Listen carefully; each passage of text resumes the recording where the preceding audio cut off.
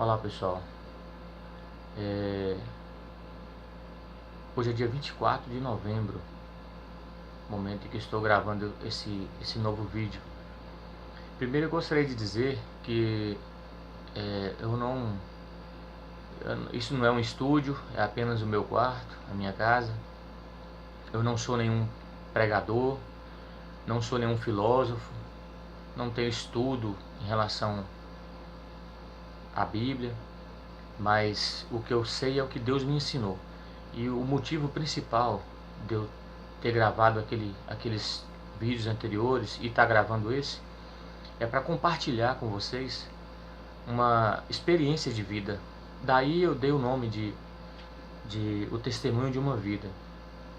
E nesse dia de hoje, que completa um mês da ausência do meu filho aqui, né, com a gente, enquanto eu estava aqui meditando, pensando, e por mais que eu tenha convicção de que ele está bem, né, como eu disse nos vídeos anteriores, como eu afirmei e creio assim nos vídeos anteriores, por mais que eu saiba que ele está com Deus, né, está no melhor lugar, é óbvio, é lógico, se eu pudesse escolher, eu escolheria que ele estivesse aqui comigo. Eu disse isso também no vídeo anterior, comigo, né, com a gente, na família, porque a sensação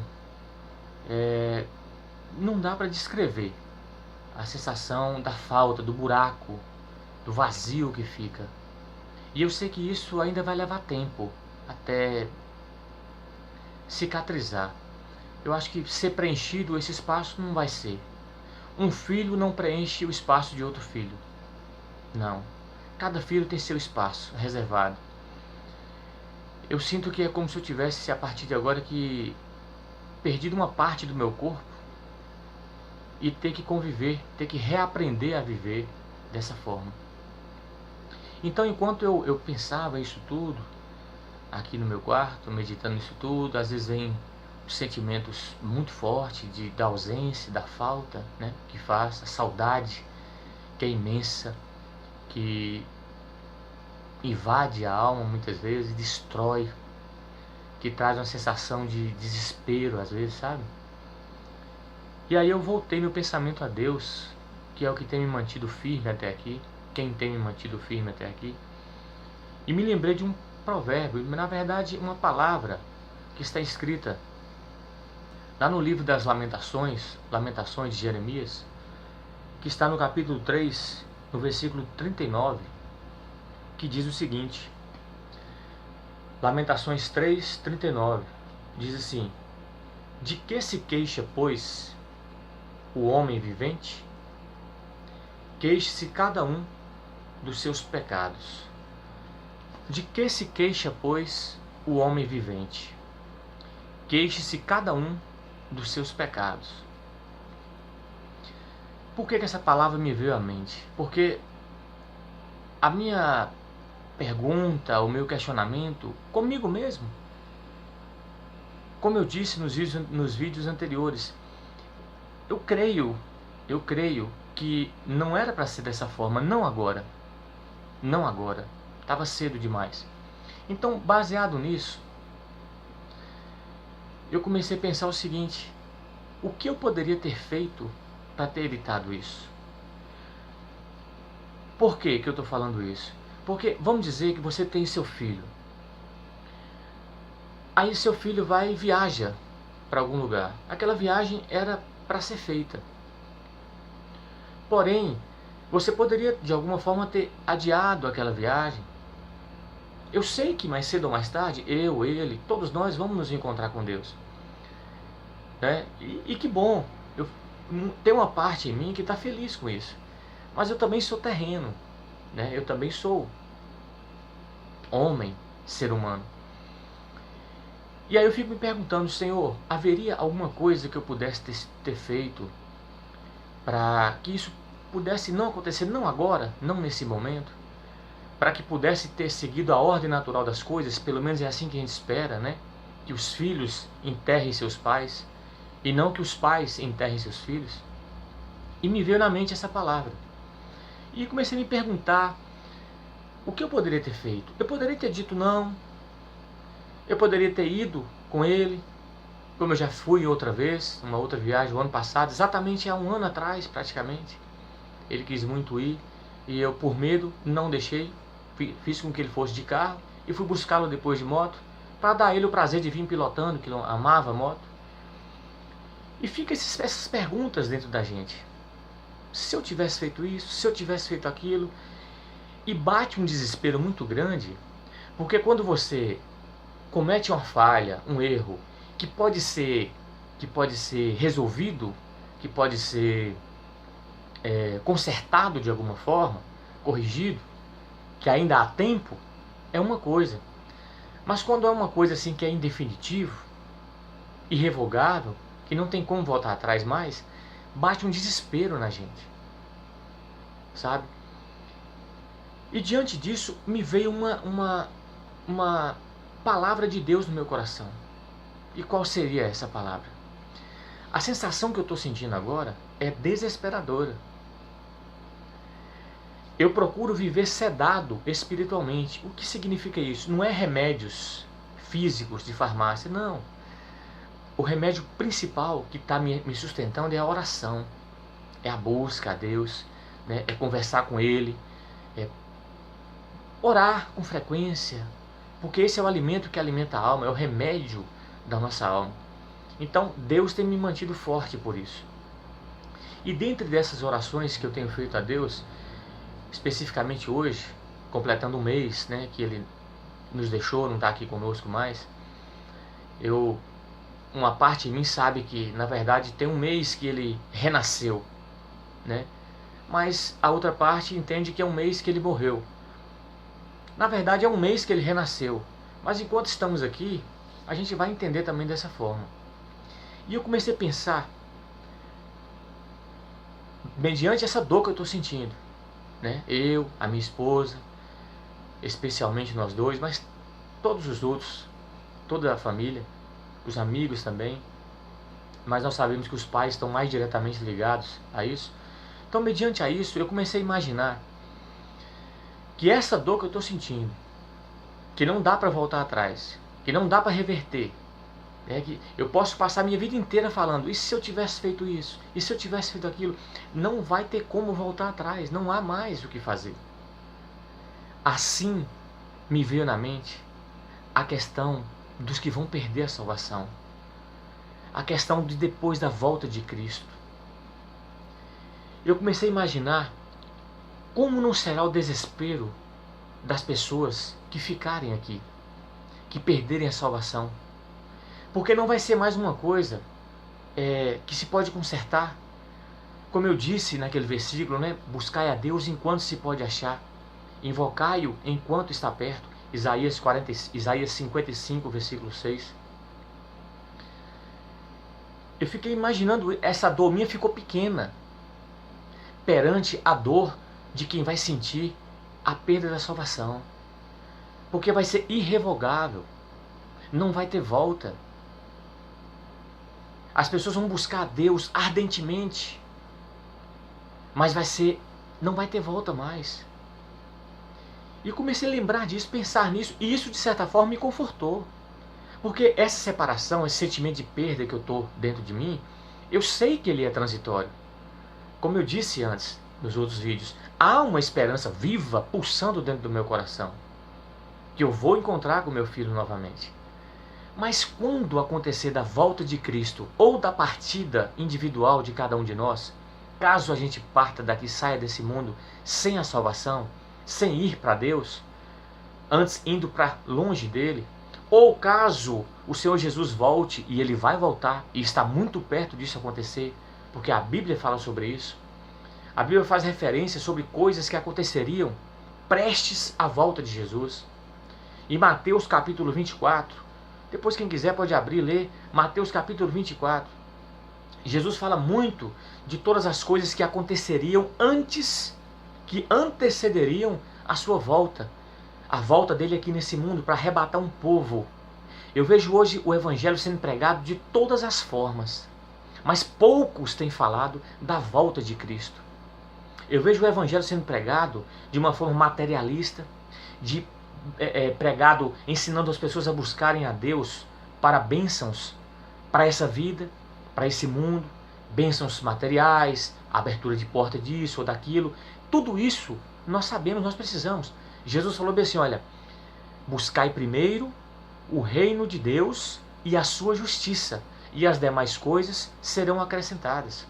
Deus sabe o que nós precisamos. Então poucos têm pregado a volta de Cristo, sobre a volta de Jesus.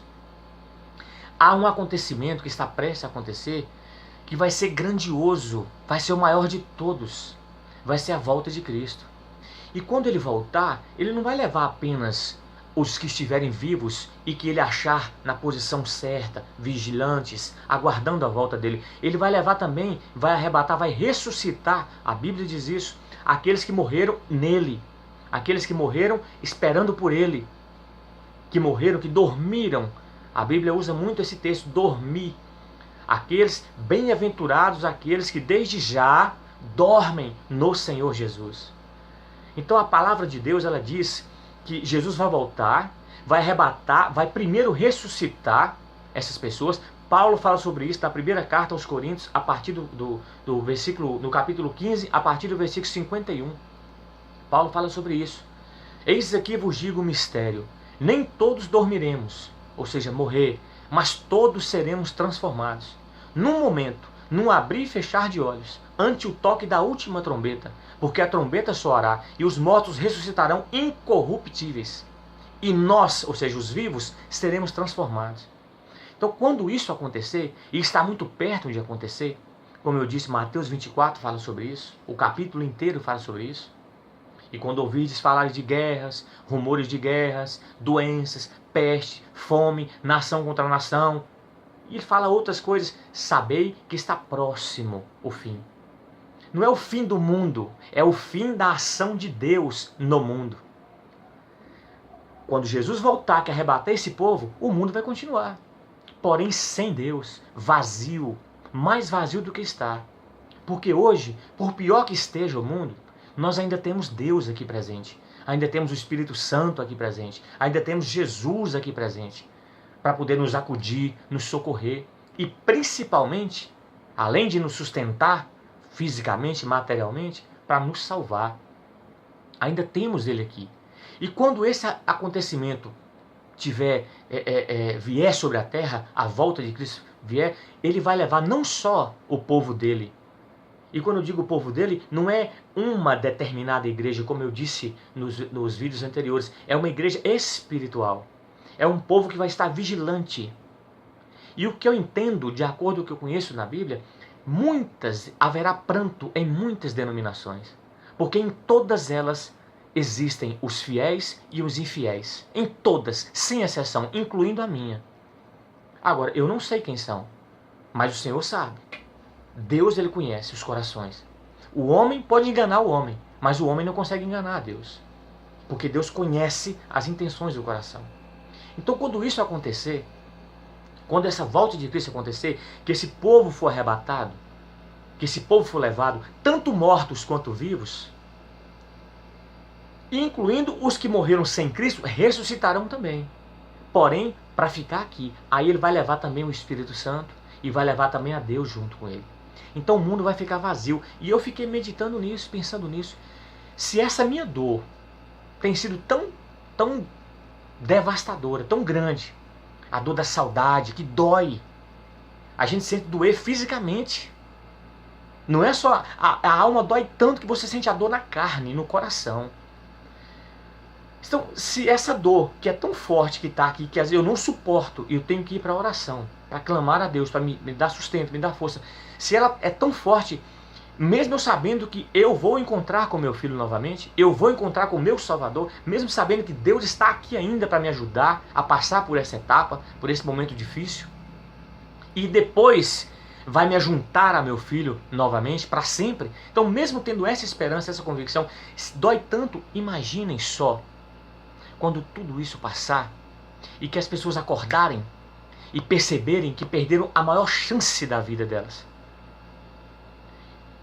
Eu não quero imaginar quão grande será essa dor. quão desesperadora será quando as pessoas abrirem os olhos e perceberem: Cristo voltou. Aquilo que falavam, que alguns poucos falavam, era verdade. Jesus voltou. Como é que vai ser? A Bíblia diz que muitos correrão de uma parte para outra buscando a Deus e não vão encontrar. Porque mesmo nos nossos momentos difíceis da vida, Ele está presente. Não para nos condenar, mas para nos ajudar, seja nós quem formos. Se maus ou bons, mas quando nós nos achegamos, buscamos, nos voltamos para Deus, Ele abre os braços para nós. Mesmo nós sendo maus, pecadores, porque a Bíblia diz que Deus Ele aborrece, Ele abomina o pecado, mas Ele nos ama de maneira incondicional. Ama a mim e ama você também. Então, a mensagem que eu tenho para você é essa: Jesus vai voltar. Essa dor que o pai está sentindo de um mês sem o filho e saber que não vai ter mais volta, que não vai ter como eu consertar isso mais, por mais que eu me martirize tentando imaginar o que eu poderia ter feito para que isso não acontecesse, não vai resolver. Ele não vai voltar, não mais para essa vida. Eu é que vou ao encontro dele. E eu glorifico a Deus por essa esperança. Agora, tentem imaginar essa dor, sabendo que você não vai ter mais Deus, que Deus não vai estar mais aqui presente, sabe, nesse mundo. Tenta imaginar a dor de quem vai ficar. E a Bíblia diz que a maioria, infelizmente, vai perder a salvação. Jesus certa vez falou assim: olha, entrai pela porta estreita, porque larga é a porta e espaçoso o caminho que conduz à perdição, e muitos são os que entram por ela. E estreito, apertada é a porta que conduz à vida eterna, e poucos são os que a encontram, os que entram por ela. Então ainda é tempo de salvação. Você que ainda não recebeu Jesus no seu coração, na sua vida, eu não digo aceitar, porque fica parecendo que Jesus é uma coisa ruim. Não, mas receber. Você que ainda não o recebeu, receba-o. Ele é o seu passaporte. Ele é a sua passagem desse mundo para o outro mundo, para o mundo de Deus, para a vida eterna. Receba o Senhor Jesus no seu coração. Porque não queira ser um daqueles que vai ficar aqui. Jesus breve vai voltar. E ninguém pode impedir isso. Ninguém. O máximo que o adversário, Satanás, consegue fazer é distrair as pessoas para que elas não creiam e estejam desapercebidas até que esse dia chegue. Porque ele é um condenado e ele quer que você seja condenado juntamente com ele. Mas Jesus vai voltar, querendo as pessoas ou não, acreditando as pessoas ou não, vivendo isso as pessoas ou não. Jesus vai voltar, estando preparado as pessoas ou não. Ele vai voltar para arrebatar uma igreja, um povo que está clamando pela volta dele. Seja você também um desses. Porque a Bíblia diz, Jesus falou assim, que no céu há muitas moradas. A quantidade de vagas lá é ilimitada. Mas muitas dessas moradas vão ficar vazias lá no céu. Porque os moradores que deveriam estar dentro dela um dia vão estar aqui. Por decisão pessoal, por decisão própria. Buscai a Deus enquanto se pode achar.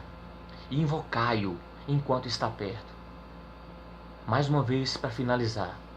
O amor verdadeiro faz com que amemos a Deus, faz com que amemos a todos as pessoas para Deus e não para nós. O amor verdadeiro faz com que amemos as pessoas para Deus e não para nós. E o que eu estou tentando fazer é isso. Eu estou amando a sua vida. Eu nem conheço você talvez, ou talvez conheça, mas eu amo tanto a sua vida porque eu quero que você esteja lá no céu, comigo e com Deus para todo sempre. E é o que Deus quer para a nossa vida também. Que Deus abençoe a todos.